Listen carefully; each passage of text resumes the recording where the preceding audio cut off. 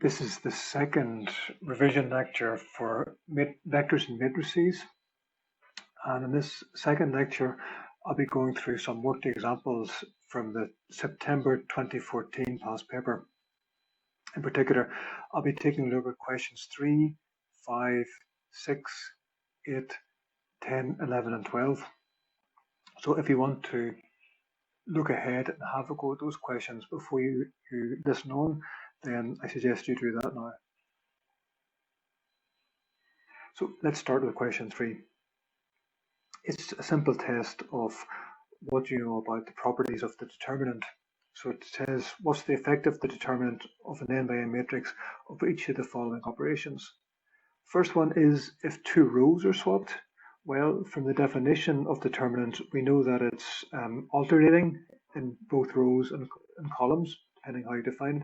So if we swap two rows to produce a new matrix A prime, then we know that that flips the sign of the determinant.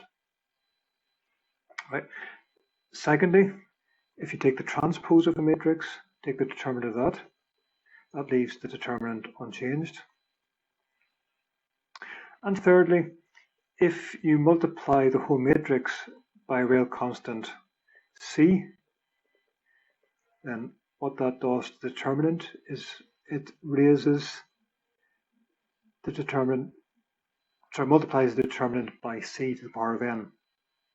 So if you think about this, we're multiplying each column of the determinant by the constant C, and so every time we multiply one of those columns by C, then what happens is we multiply the determinant by that factor C, so we get n multiplications by C.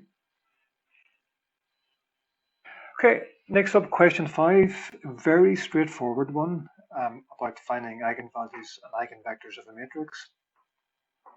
The only slight wriggle here, slight complication, is this factor of a half in front of it. And when I first did this problem, I forgot about that factor of half and I got my eigenvalues wrong. So let's be careful and remember that it is there. So what we need to solve then is this characteristic equation. So we need to find out what is the determinant of A minus lambda I, right? In other words, what is dead? So we need to solve that's equal to 0. And that's equal to a half of 3 minus 2 lambda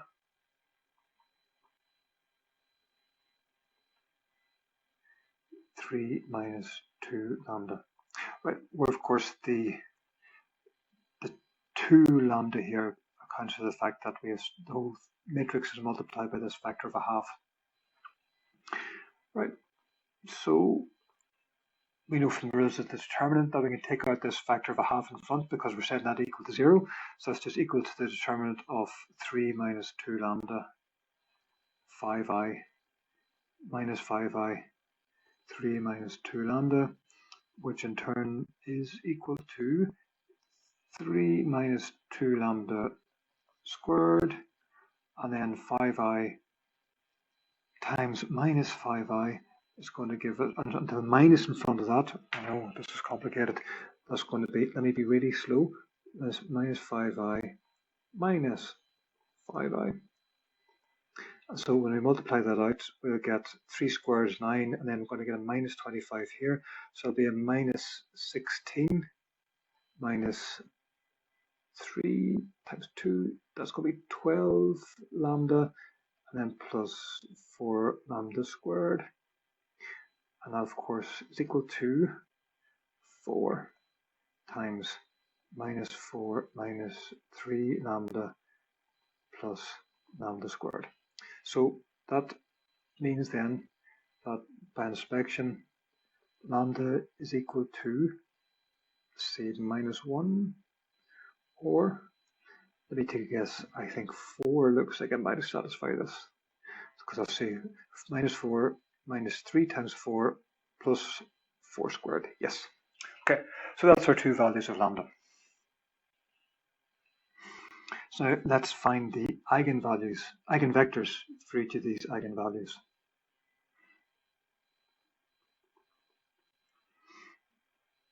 So in this case, the eigenvalue equation becomes AV is equal to -1 times V, and our matrix A is 1/2, 3, 5i, minus 5i, 3. We're going to write the vector V as x, y. Right, and so here we've got a pair of equations in the unknowns x and y. Of course, both of these equations are essentially the same equation as each other. We need to solve one of them. So let's take the first one and let's, go away. So we'll have 3x plus 5iy, and then I'll take the factor of 1/2 over the other side. That's equal to minus 2x. So in other words, 5x plus 5iy is equal to 0, and our normalized eigenvector, just by looking at this, it's going to be x is equal to minus 5iy, or yeah, so one way of writing this eigenvector is this. Let's take y to be 1, and x to be minus I. Now let's take then the second case, in which case lambda is equal to 4. And now our eigenvalue equation becomes 1/2, 3, 5i, minus 5i, 3, xy is equal to 4 xy.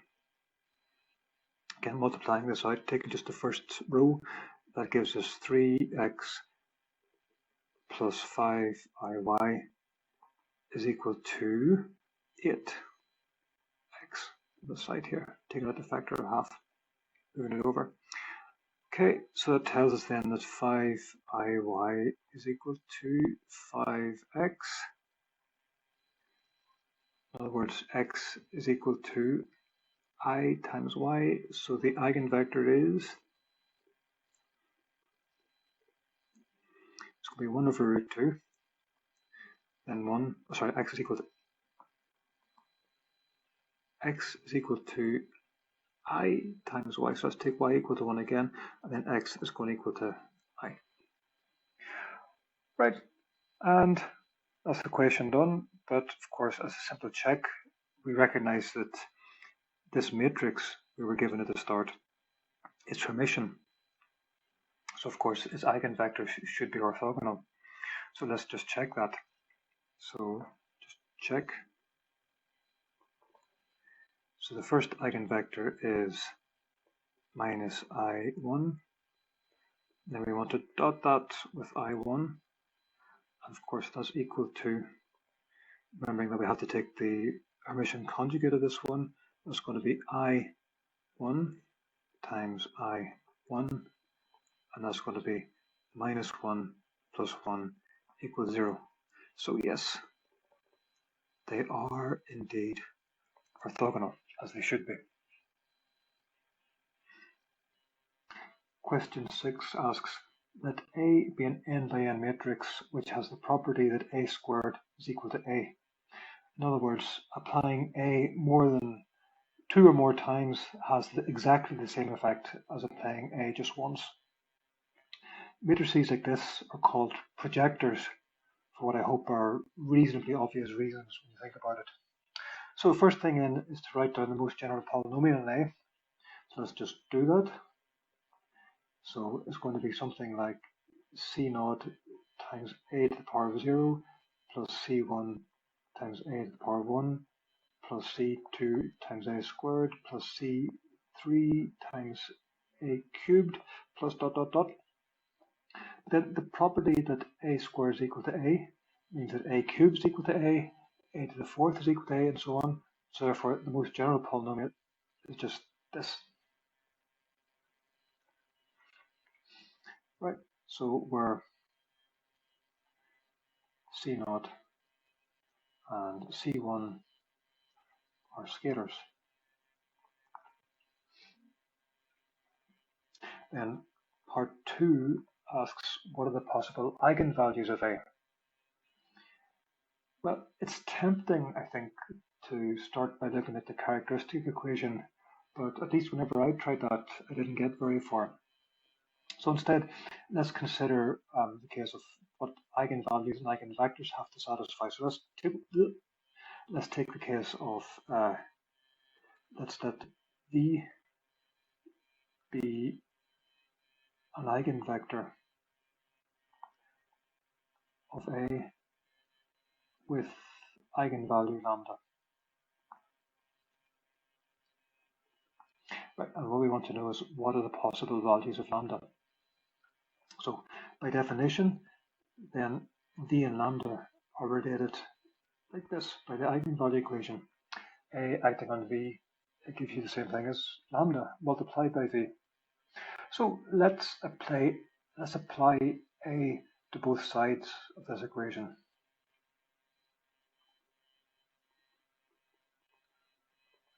Then we get A squared V is equal to A acting on lambda V.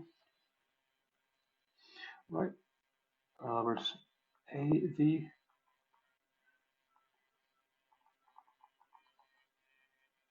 so here we're using the fact that A squared is equal to A, and now we use the eigenvalue property.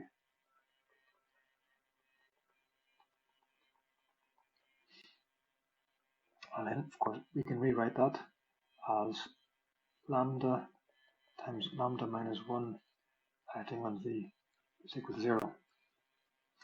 And in other words, lambda is equal to 0 or 1 since V isn't allowed to be 0 by the definition of eigenvector. Okay, and this makes sense. It's telling you that the eigenvalues of this projection matrix are either going to be 0 or 1. In other words, it either projects exactly along the direction of the eigenvector, or it gives us 0 at the other end. Question 8 gives us a system of linear equations which depend on a couple of parameters, alpha and beta. And it asks us to show that, tells us that this system has 3 possible solutions depending on the values of the parameters of alpha and beta. And asks us to find these solutions and to find the constraints placed upon the constants alpha and beta. So this is fairly straightforward.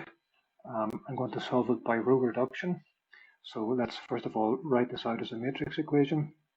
So it becomes, the matrix is 3, pen, give me a pencil. It's 5, 4, and then alpha 0 minus 2, 7, 5, 0. That's our matrix. And then we're going to act x, y, z, and that's equal to 1, beta, 7. Okay.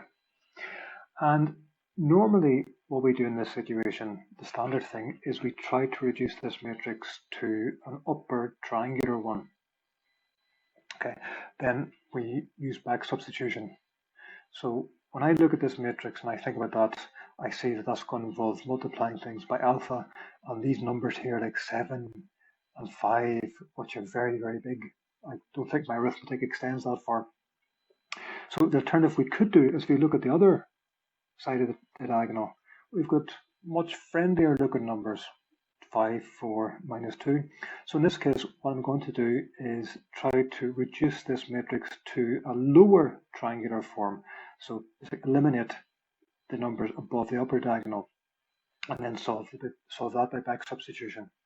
Okay, so let's do this now by writing out the augmented matrix.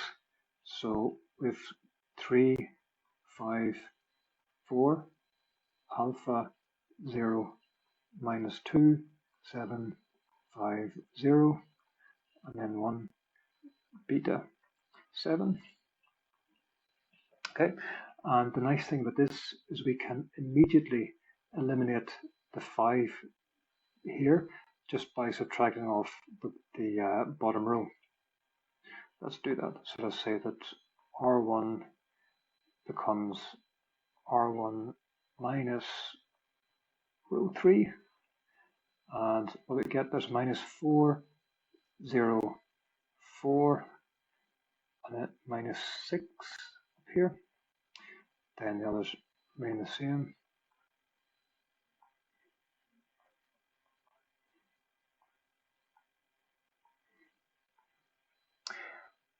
Okay, then we're left with this 4 in the top right element. We can easily get rid of that just by adding twice the second row to that. So let's do that. Right.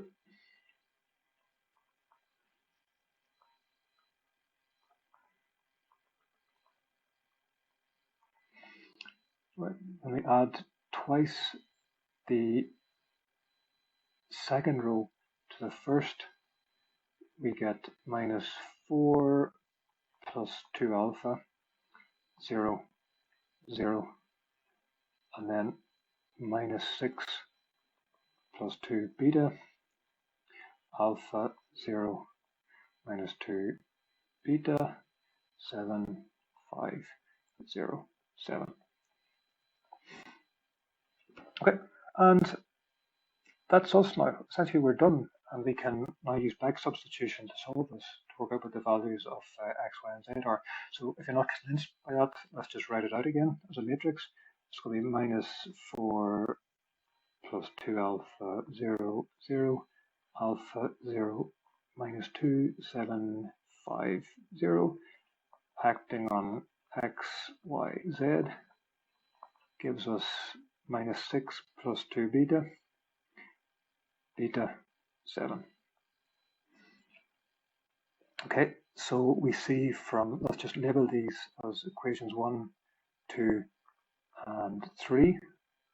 The first of these equations, taking out a factor of 2, tells us that minus 2 plus alpha times x is equal to minus 3 plus beta.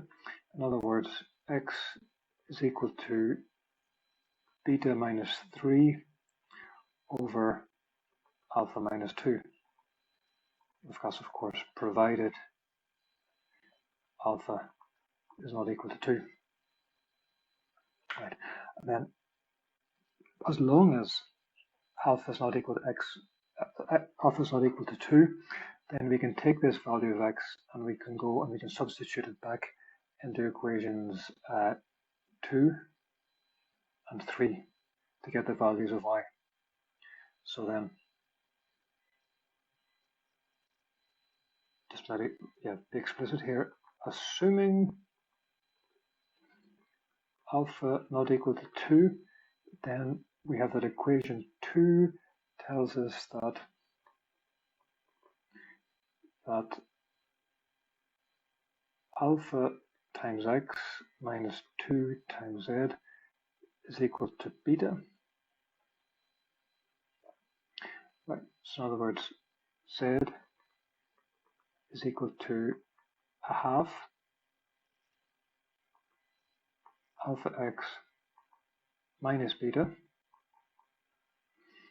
which is equal to a half, and then it's going to be alpha times beta minus 3 over alpha minus 2 minus beta.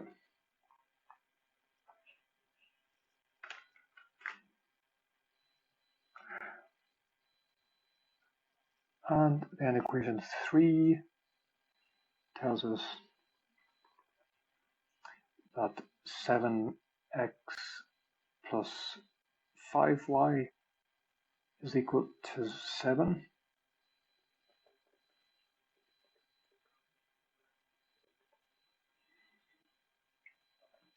Or, if you like, that y is equal to 7 over 5 times x minus 1, which is equal to 7 over 5 times beta minus 3 over alpha minus 2. minus 1. Right, so I use my Little Pony pen to point out that these are solutions for, this is the unique solution for when alpha is not equal to 2. Go back to something more pleasant. Right. If, on the other hand, alpha is equal to 2, then if beta is equal to 3, just looking at this, beta is equal to 3, then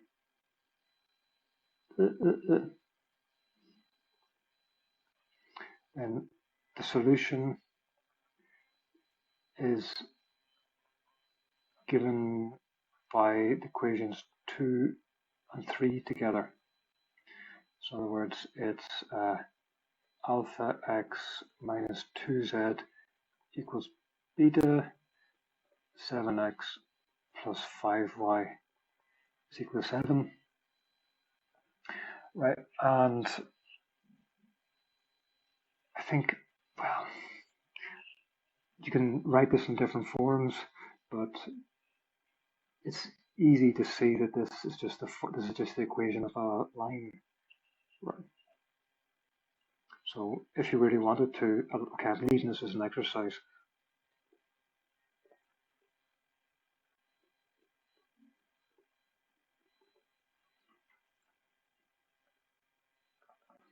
To write in your own favorite equation for a line. Okay, on the other hand, if beta is not equal to 3, then there are no solutions.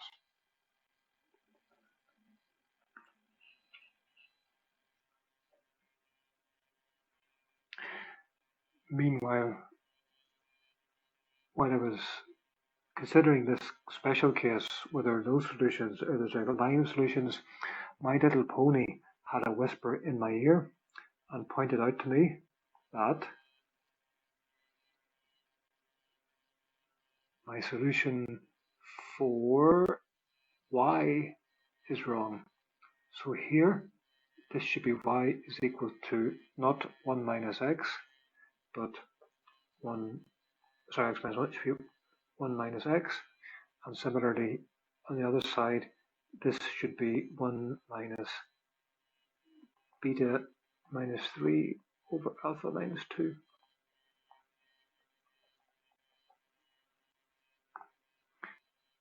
Question 10 asks us about the scalar product applied to functions. So it gives us an example of real valued functions, so f and g, which are defined on the real line between minus pi and pi, and it defines the scalar product in this way. Then it asks us to consider the family of functions of f sub n of x is equal to sine n times x, where this n is a non-negative integer parameter.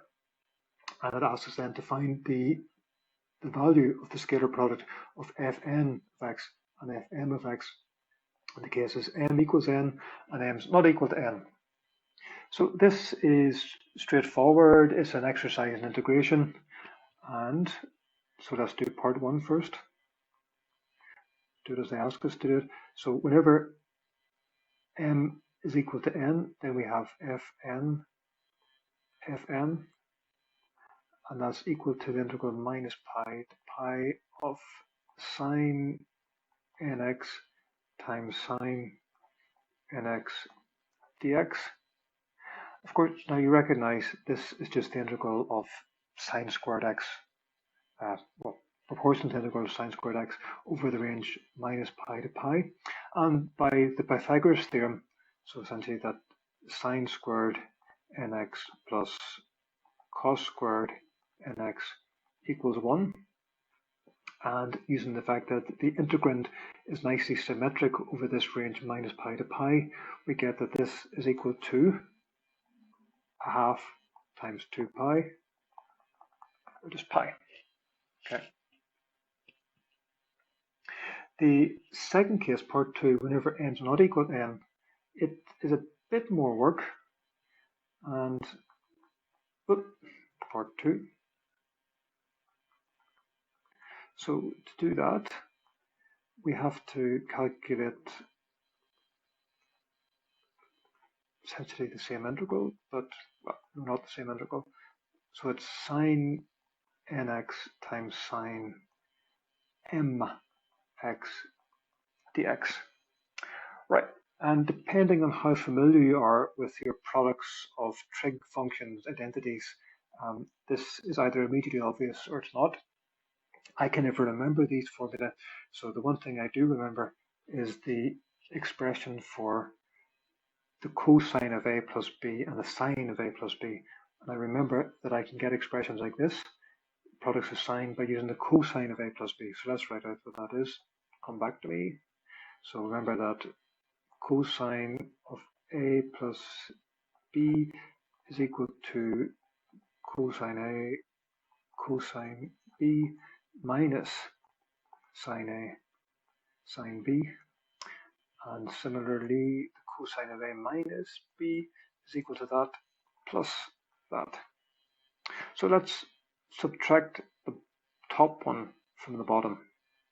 And then when you do that, you get cosine of a minus b minus cosine of a plus b is equal to twice sine a sine b.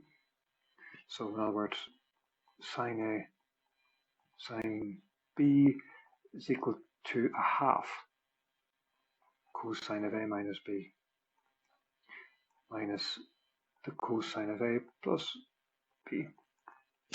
Okay, so now we can use this in our integral here, and we have that's equal to a half integral minus pi to pi of cosine, and it's going to be n minus mx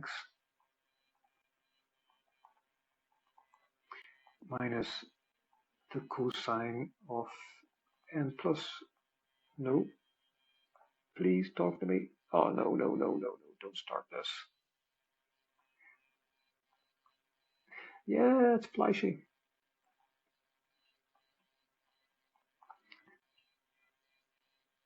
Okay, so quick pause here, and I'll just tell you what's going to happen before I restart this stupid computer. This integral we can split into two parts, both of which are essentially the same. They're just the cosine of some integer times x. And when you look at the range of the integral, it's over minus pi to pi, and that's going to be a complete cycle of the cosine function, because in this case m is not equal to n, so none of the arguments here is cosine of 0x. So therefore we know then, just by symmetry properties, get ready for the screen to flash again, both of these integrals are going to give 0. And now I need to restart my computer. So we were trying to answer the first part of the question, just make sure we've done it. We're asked to find the value of this scalar product in the two cases, n is equal to m and n is not equal to n. And we've done that. In the first case is equal to pi, and in the second case is equal to 0. So in other words, what we've shown is that f and fm is equal to pi times delta mn. And I think we're going to be using that in a moment. We're back. Part B of the question tells us that the family of functions fn of x form a basis in the vector space of real odd functions defined over the interval minus pi to pi. So this, we're being told that, we're not asked to explain it. You'll learn about why this is the case next year. For now, we're asked to explain why this basis is orthogonal. And this really boils down to the fact that if I take the scalar product of two of these functions,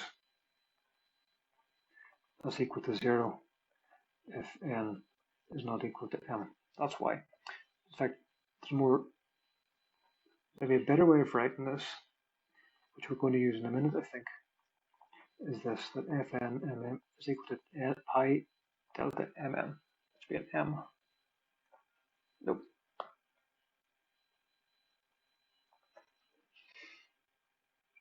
Okay, so we'll use this in a moment, I think.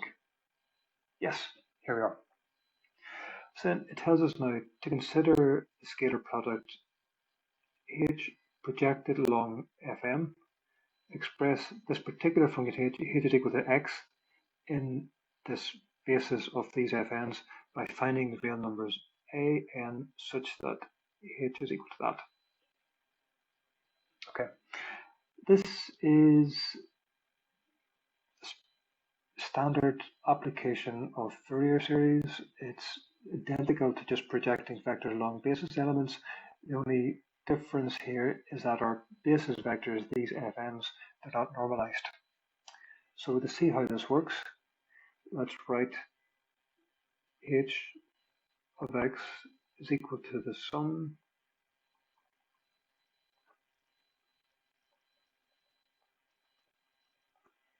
right, and then let's project that along Fm.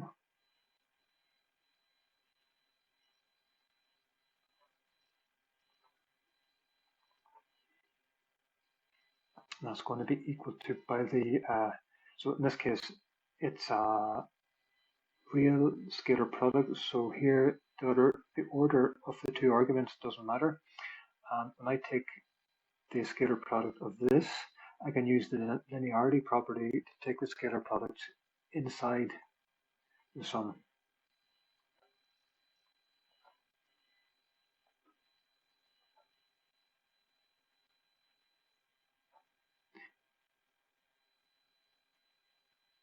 Let me write that property. That should be an Fm.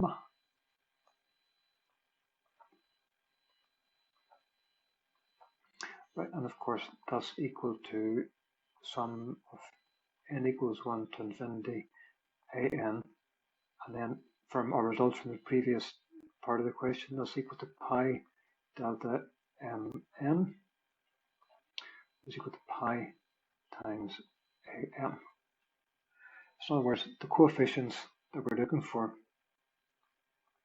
they're given by 1 over pi fm, which in this case is exactly the same thing as 1 over pi, h, as we're asked for in the question. So to do that, let's set h of x equal to x. Then we have that am is equal to 1 over pi times the integral from minus pi to pi of, here's h, that's just x, and then multiplied by sine mx dx. Okay, so integration by parts. And remember how this goes. I forget what notation you'd like to use for this, but I'm going to call this x, I'll call that my u, and that sine mx, I'll call that dv by dx. And so that means then that v is equal to minus 1 over m times cosine mx, right? So whenever I do this integral, I get x times minus 1 over m cosine mx. Yep. And then I've got minus then du by dx times v. So whenever I write that out, I get pi, minus pi to pi. Du by dx is just going to be 1. Then the integral of v is, well, I can take out the minus sign, it's going to be 1 over m times cosine mx, whoops, dx. Okay, and that integral, when I do it, is going to be 0 because it's going to give me an integral of sine mx, and sine of m times pi is vanishes, so that's just equal to 0. I can forget about that. And then I'm left just with this boundary term, which when I work it out gives me, so remember that cos m pi is equal to minus, must be a plus, my sign's wrong here. Cos m pi is equal to minus 1 to the m.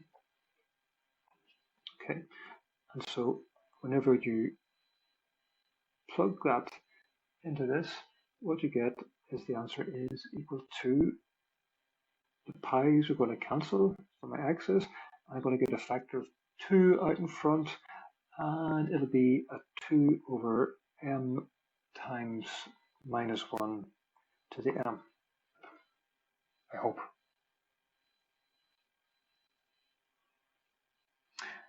And maybe a good exercise is to sum this numerically for m equals 1 to say 10 and plot versus x to see what happens. Right. I think it's interesting to see that, and you will encounter that next year. Finally, part C. Why is it not possible to write the function x squared minus 1 in this basis?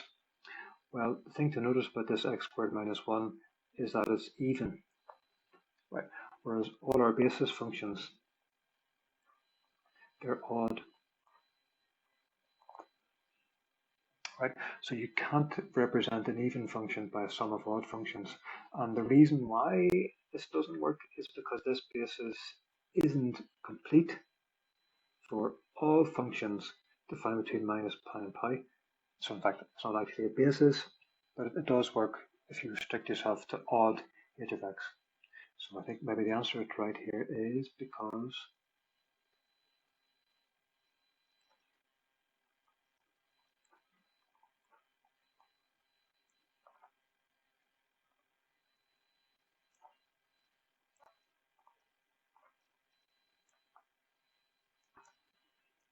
and we're done.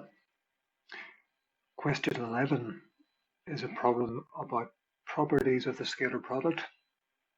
So it begins with considering a real vector space from which we have two elements a and b, and then we introduce another vector c, which is this linear combination of a and b, where mu is given by b dot b and lambda is given by a dot b.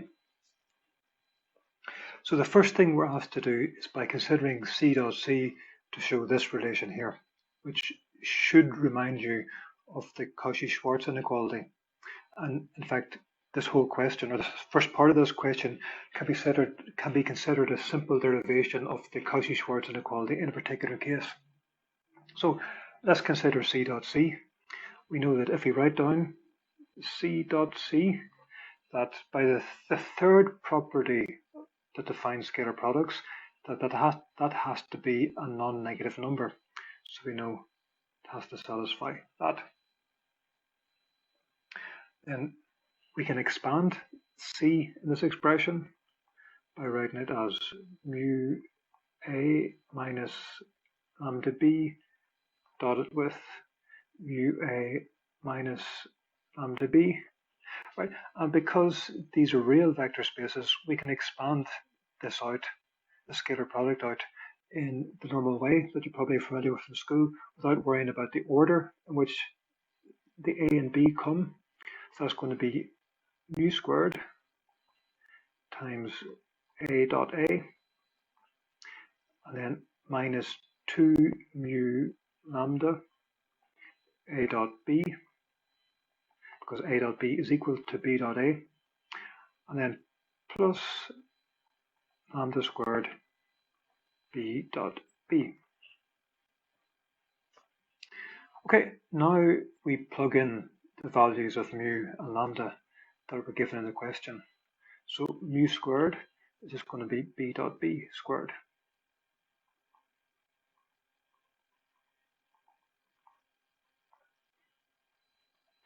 A dot A, and then 2 new lambda A dot B will be 2 times B dot B times A dot B squared. And lambda squared B dot B is just the same thing again with a different prefactor. So it's A dot B squared times B dot B. Okay, so when you look at this expression, you find we've got a common factor of B dot B, B dot B, B dot B, B dot B, and these last two terms, they partially cancel one another out. So this is equal to B dot B, A dot A, and then here we'll be left with minus A dot B, B dot B. No. Did I get that right?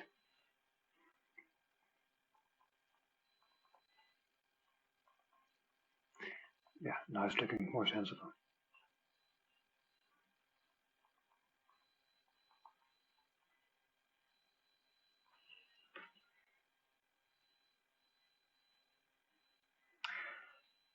Okay, and because we know that B dot B has to be a positive number, that then tells us that 0 is less than or equal to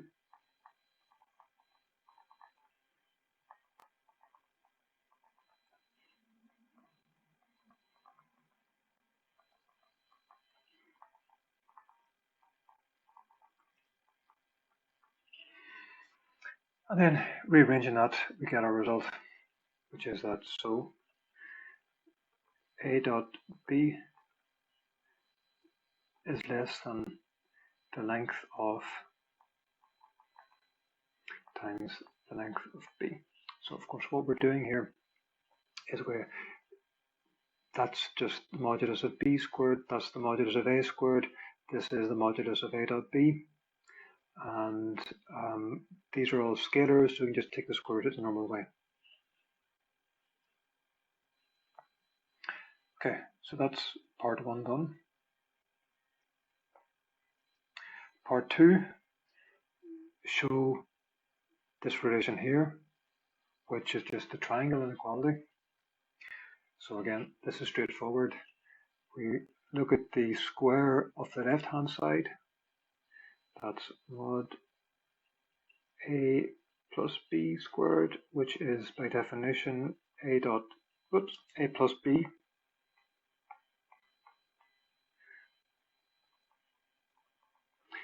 dotted with A plus B. We expand that out. That's A dot A plus, again, since it's a real vector space, A dot B is equal to B dot A.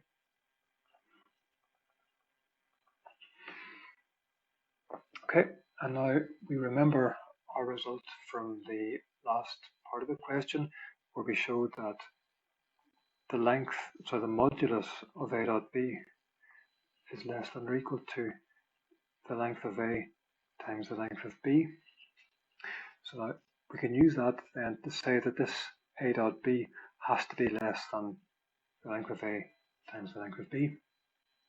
So that's equal to, let me just write this as modulus length of A squared.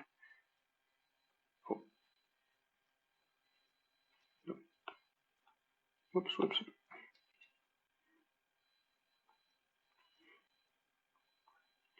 Twice the length of A times the length of B plus the length of B squared. Our answer to part 1. Of course, then we can factorize this, and that's equal to the length of A. Nope. Length. Come back. Go away. Yes.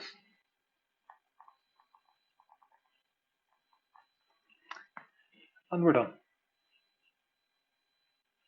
So, very straightforward. Just using basic properties of inequalities that you worked out earlier. Okay.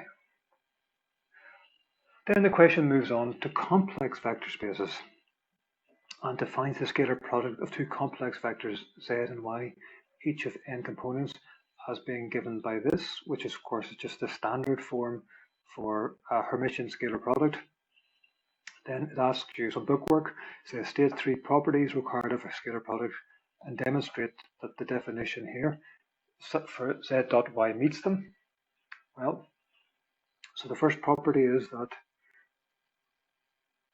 let's call this 1. That is that it has to be linear in the second argument.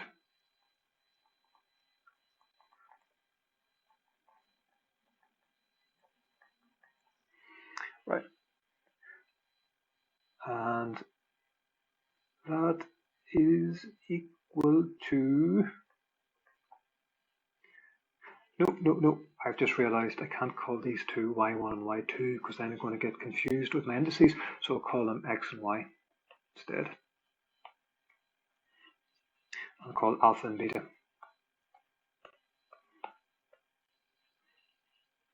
So it's called alpha x plus beta y.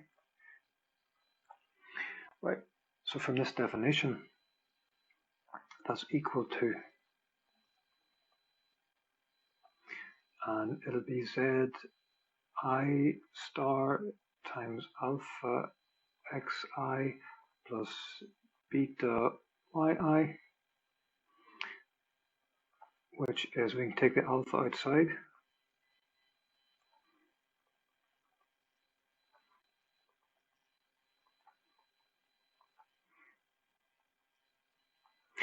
Oh, apparently I've gone very quiet. No, I'm back. Beta times the sum I equals 1 to n of z I yi star there. That's equal to alpha times z dot x plus beta z dot y. Okay, first property done. Second property, that is, if we swap the order of our elements, so if we look at, say, y dot z, the scalar product, that's going to be the sum is 1 to n. From the definition, we're told that zi star times yi star times zi, which we can rewrite as the sum of I equals 1 to n of zi star yi starred, which is equal to z dot.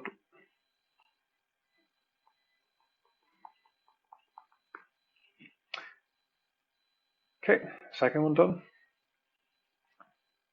And the third one is that z dot z is greater than 0 if the length of z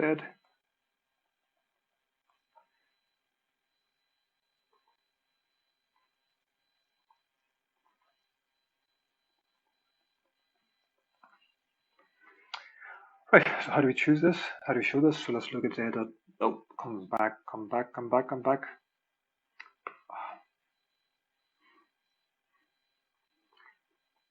Z dot z is going to be the sum of I equals 1 to n times zi star zi, which is just the sum of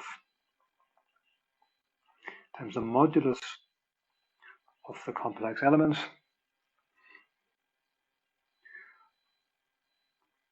which is a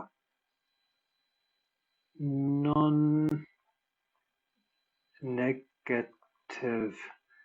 real number and equals 0 only if all zi are 0.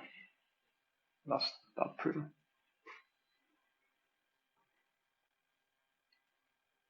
Okay. Finally then, we use this definition of the scalar product between these two complex vectors to define the angle between the two vectors in this way. So we say that the real part of the scalar product gives us the cosine of the angle times the length of the two vectors. Then we're asked to apply that to calculate the angle between these pairs of vectors. Okay, so let's first of all calculate what the dot product of these two vectors is. Then we calculate the length of each. Then we take the real part of the dot product divided by the product of the lengths and use that to get the cosine of the angle. Okay, so part 4. So we're going to call this vector A and call the second one vector B. So in this case we have that A dot B is equal to, and remember we have to take 1, and we take the complex conjugate of this first vector, and then 2i 0, then 1 I 1, that's equal to 1 times 1 is 1 minus I, just write this out for myself, I always get confused with complex numbers, 1 minus I, and then we've got 2i squared to add to that, and 2i squared just minus 2. So that's equal to minus 1 plus I. Okay, now the length of A is just going to be the square root of 1 plus 2, which is 2. And the length of B is going to be square root of 1 plus 1 plus 1 plus 1. So that's also equal to the length of B. So for the cosine of the angle, it's going to be the real part of minus 1 plus I over 2 times 2, which is minus 1 over 4.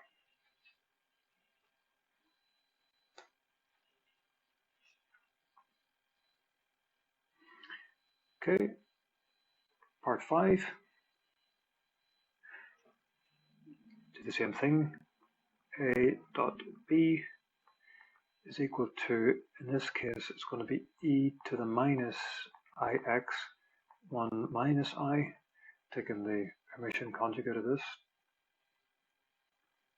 times I e to the I nx,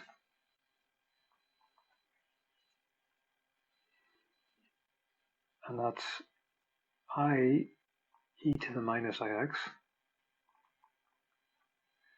plus e to the I nx minus I e to the I nx. Oops.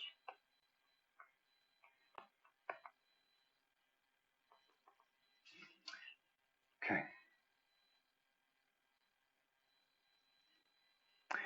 And the real part of that, just to save us having to carry all that around,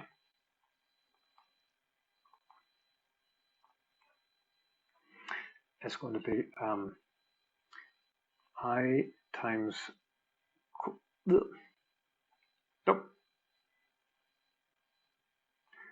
cosine minus x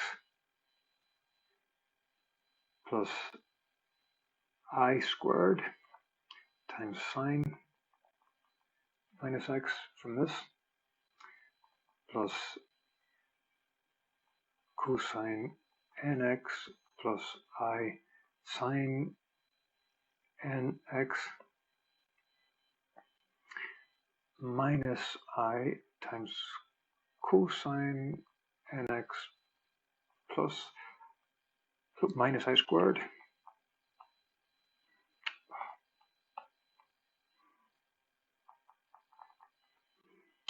times sine. Okay, and we want the real part of that. So we're going to get, this is going to be minus 1 times sine of minus x. That's going to be sine x plus cosine nx and plus sine nx.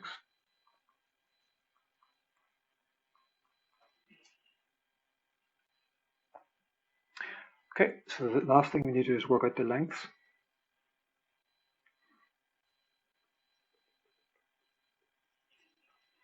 In this case, modulus of A, this is A here, so the length of this thing is 1, the length squared of this one is 2, so modulus of A squared is going to be 3,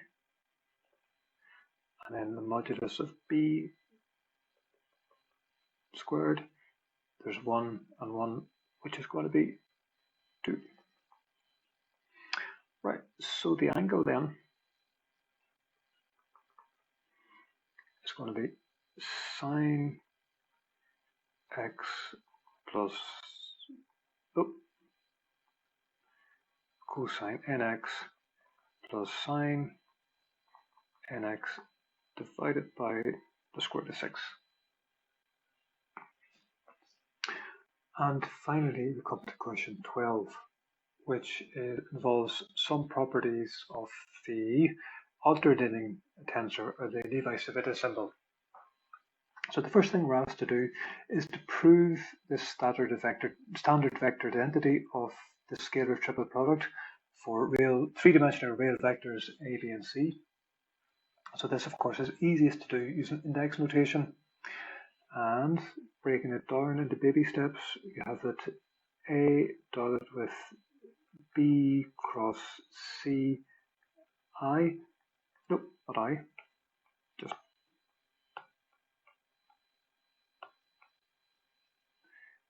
that equals AI times B cross C, the ith element of that.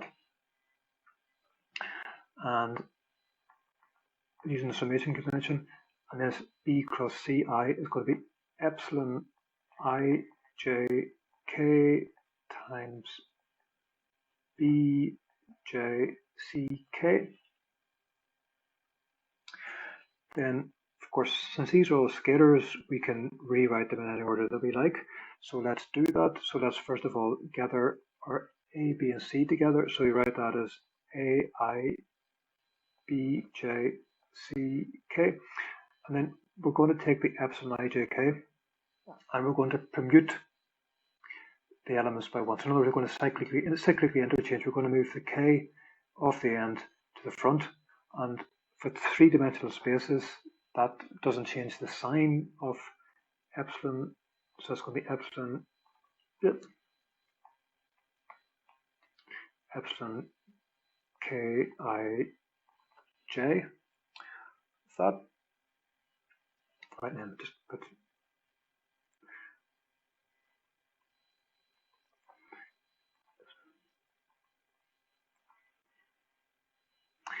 and then we can write this as, recognize the first three factors are just the kth element of A cross B.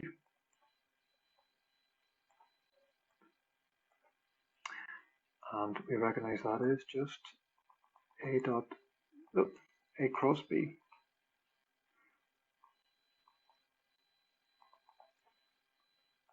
Dot with C, which is what we were asked to prove.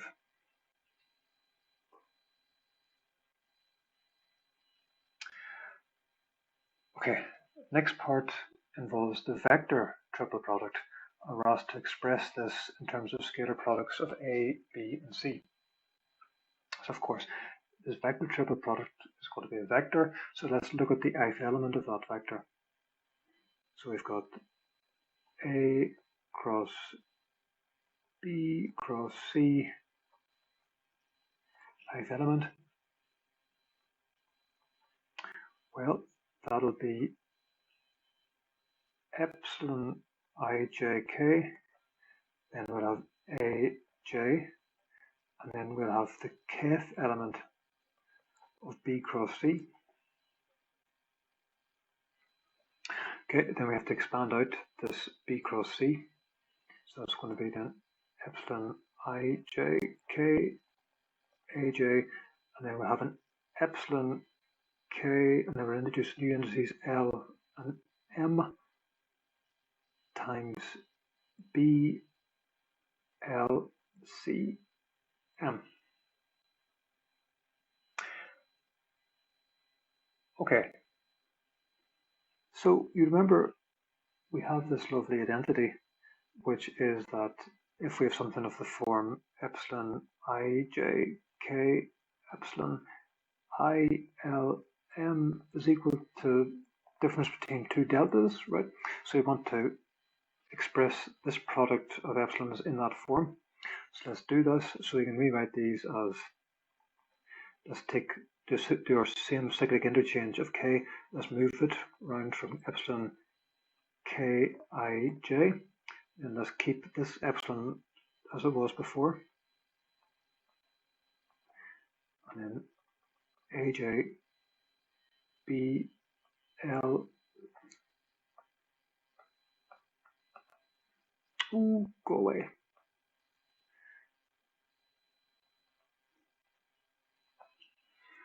Okay, now we can use our expansion of this. And so it's, remember how it works, it's delta, the first one, so it's going to be delta I, L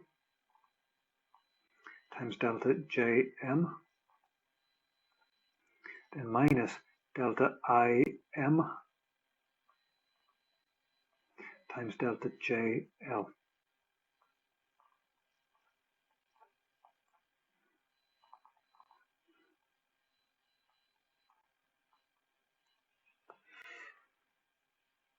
Okay, so now whenever we have this sum here, so let's apply these deltas to the ABC.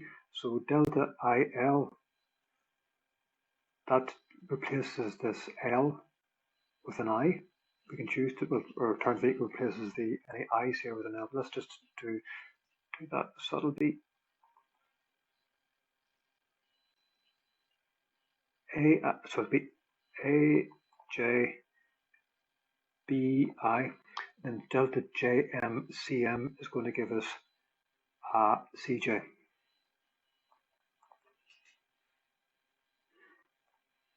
Minus, so again, the delta JL, I'm going to keep the J's are going to survive, it's going to eliminate the L's.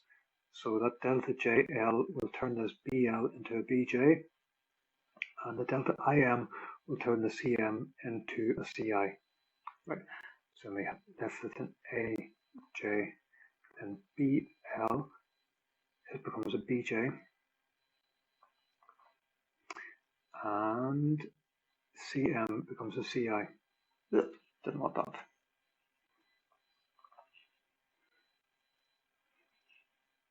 So what is this?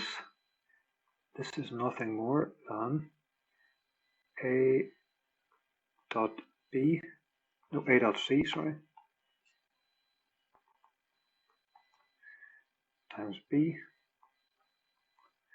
minus A dot B times C, which is the result that you're familiar with already.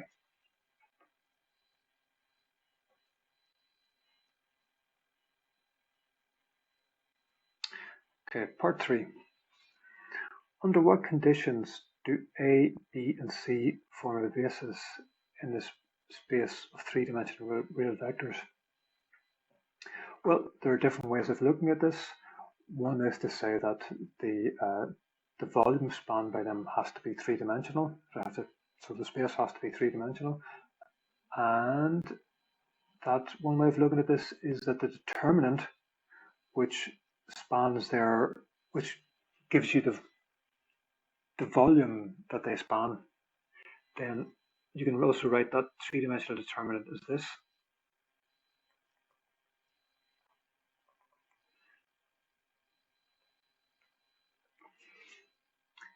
That, and so we need that to be non-zero. That's one answer. Or equivalently, you can say that these three vectors have to be linearly independent.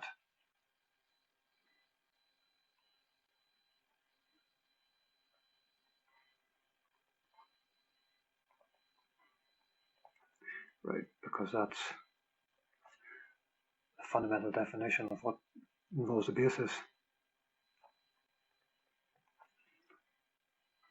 And then just state the same condition.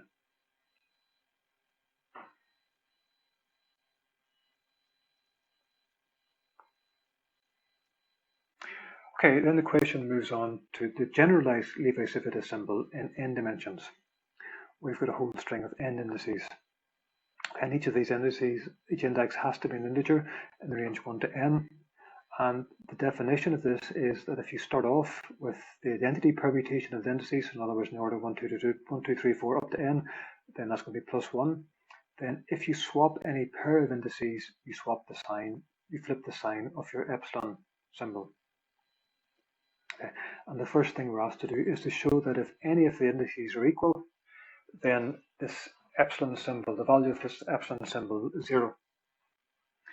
So to do that, I think it's easiest just to pick a pair of indices, and we can be really smug and write, without loss of generality. Suppose,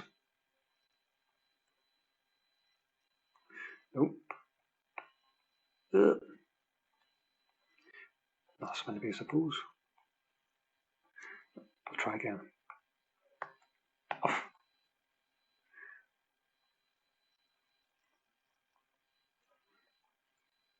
So we suppose that I1 equals I2. Right. Then we've got epsilon I2, I1, I3, In. That's equal to minus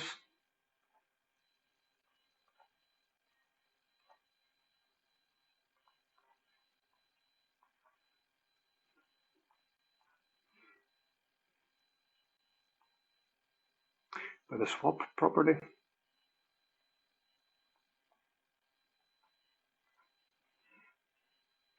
But since I1 is equal to I2, this is also equal to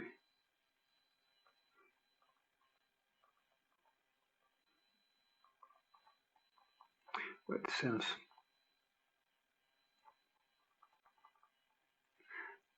And the only way this can be true, if something's equal to minus itself, the only way that can be true is if it's equal to 0.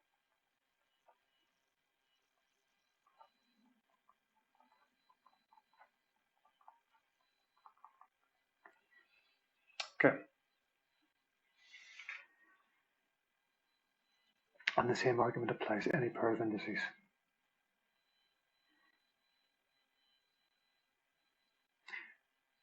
Part 5, explain why the only possible values of epsilon I1, I2, I3 are 0, +1, or -1, and state the condition under which the different values are obtained. So there's two things we have to do here. One is explain, the second is state. So each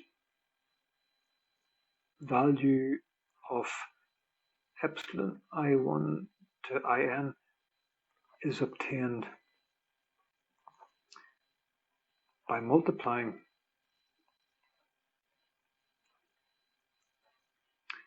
nope, my ing didn't come through there. Nope.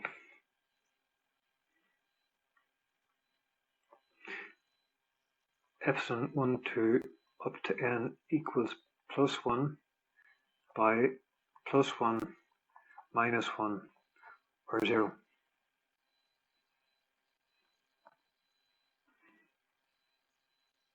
So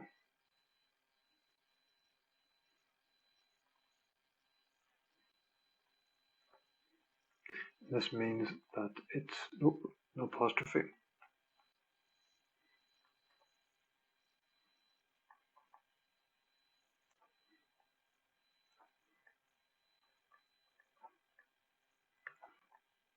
Two plus one minus one or zero, because simply by all you can get by multiplying plus one, some number of plus ones times some number of minus ones times some number of zeros is just those values.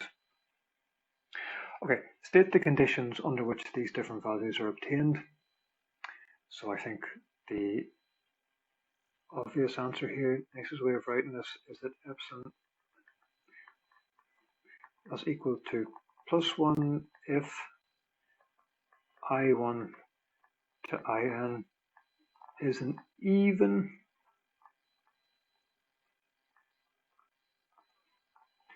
of 1 to n is equal to minus 1 if is an odd, right, and is equal to 0 otherwise.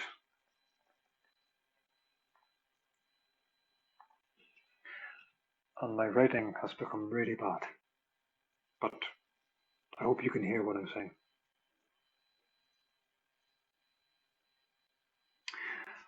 Okay, then it says find the value of epsilon n, n minus 1, n minus 2, to 1. So the way to think about this is what we have to do is we have to rearrange this sequence into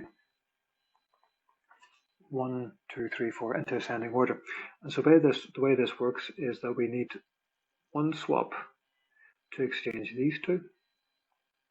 We need another swap to exchange these two, and so on, right, until we meet in the middle.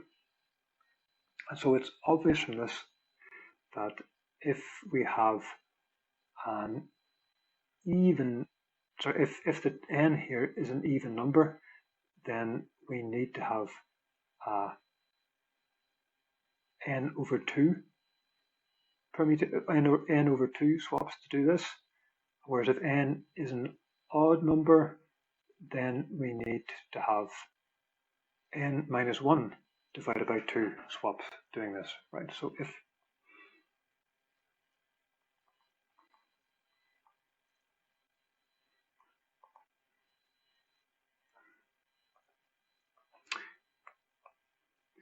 need a half n exchanges, and then it's right, the simple reason that if with an odd number, then so give an example, here's 3, 2, 1, that's n equals 3, then we just need to swap these two, and then the 2 is already in the right place, and anyway we can't swap it with an ending. So therefore, where did it go?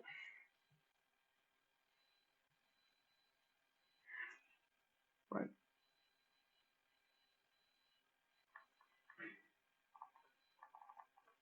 So we can write this, both of these cases like this.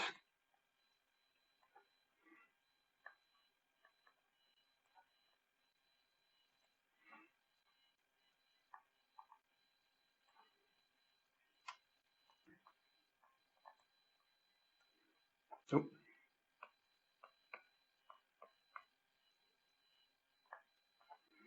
is the closest integer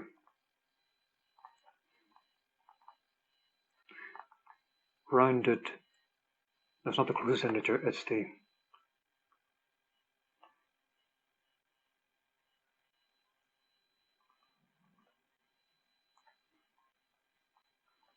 obtained from the real number f by rounding downwards.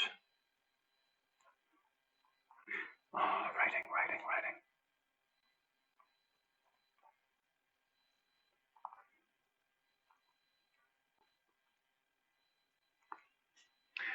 So the answer is then that epsilon n minus 1 to 1, that's going to be equal to minus 1 to the n over 2, rounded down.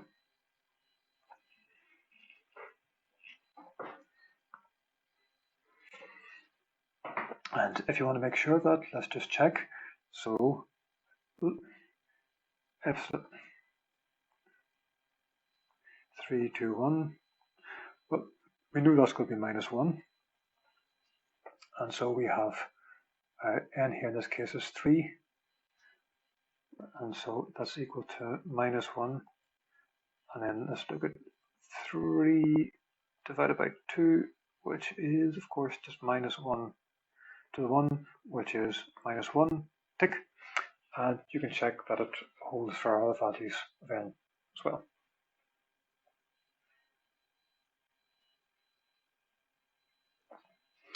Okay, what's the value of this sum here? This we sum, we have got I1 goes from 1 to n, I2 goes from 1 to n, and so on. And in each of these cases, we square the value of the Levi-Civita symbol. So just think about this. There are n to the n terms in the sum, right?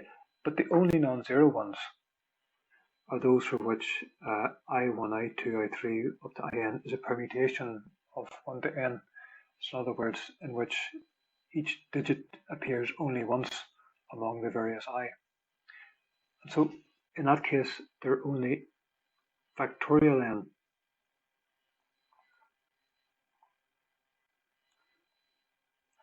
are non-zero, right? Because that's the number of distinct permutations, right? And in each of those cases, then this epsilon thingy, right? So for which epsilon I1, In,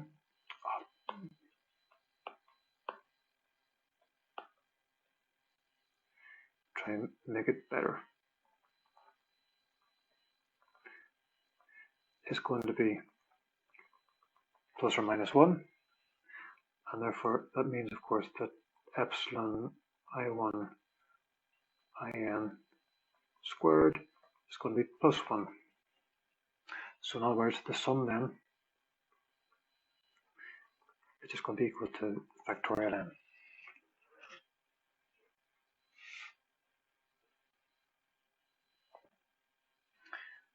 And the last part of the question, it asks you to consider this sum, which I think you'll recognize as the Leibniz expansion of the determinant of A, right?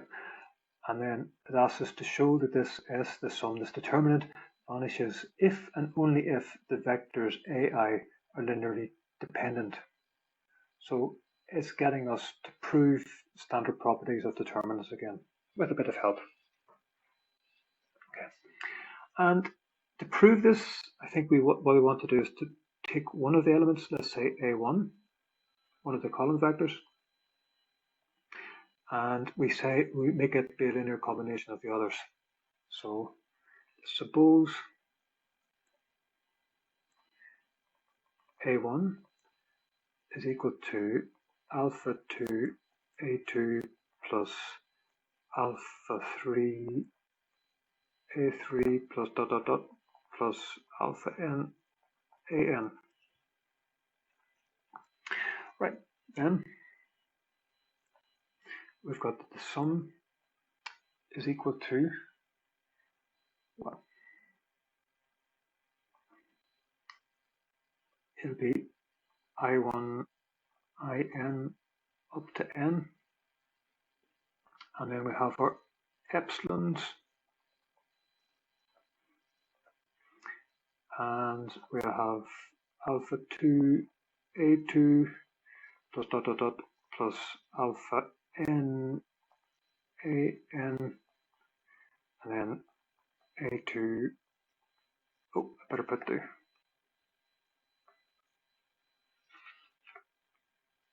that's element I1 of that times A2, I2 dot dot dot AN IN. So of course now these are all scalars, so we can take the alphas outside, and then we'll have this as the sum over j and over I1 to IN of alpha j times epsilon I1 to IN,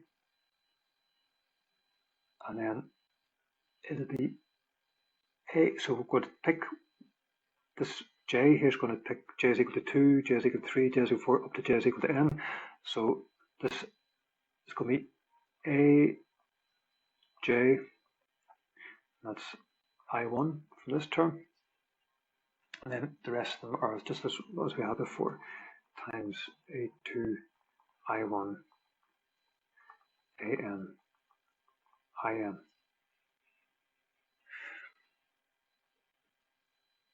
Okay, let me make this a tiny bit clearer. That thing there should be a J. Let me do some more tidying up here. Some of the scratches aren't quite correct.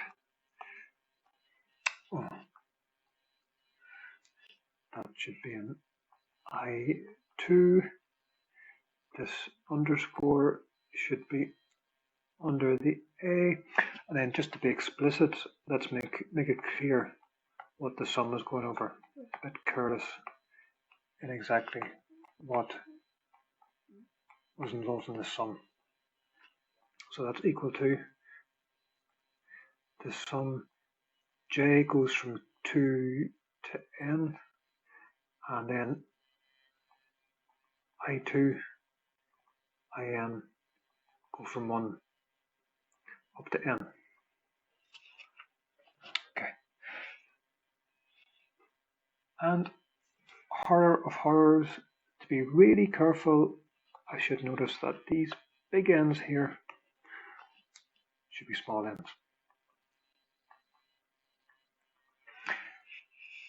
Okay, so let's consider this AJ factor. So no matter what value of j we choose, remember j is going to go from 2 up to n, there's going to be that same factor is going to appear later on in this list. So it's going to be labeled by I2, I3, I4 up to some IN. Right? So when we have a factor here, some AJ, and the corresponding identical factor in this other remaining list, and of course what we can do is we can swap those, swap the order of those, swap the indices I1 and whatever the corresponding IJ is, and that's going to change the sign here of this epsilon symbol, this divisive symbol, while still given exactly the same value for this product of all the a's. So in other words, doing the swap, so for every term in this expression, there will be a corresponding equal and opposite term that cancels out that one. So let me just try and write that more explicitly. So let's say, so for each j equals 2 to n, the contribution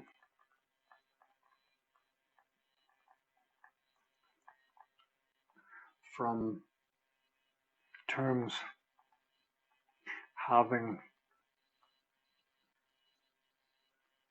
I1 ij is equal to some ij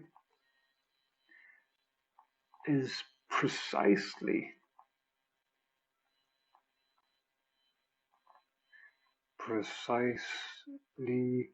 cancelled by those having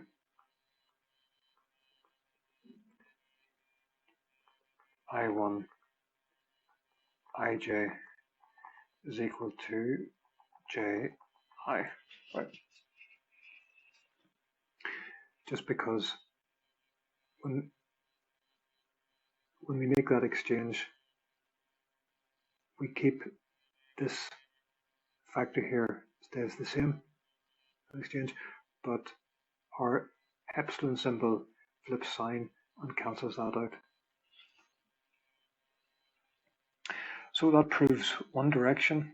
This thing says that if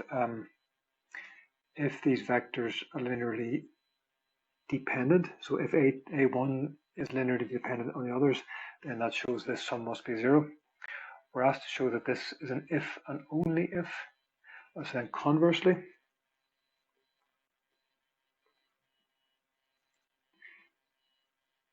I think it's clear, I hope it's clear, that the only way that S can vanish is if the AI are linearly dependent.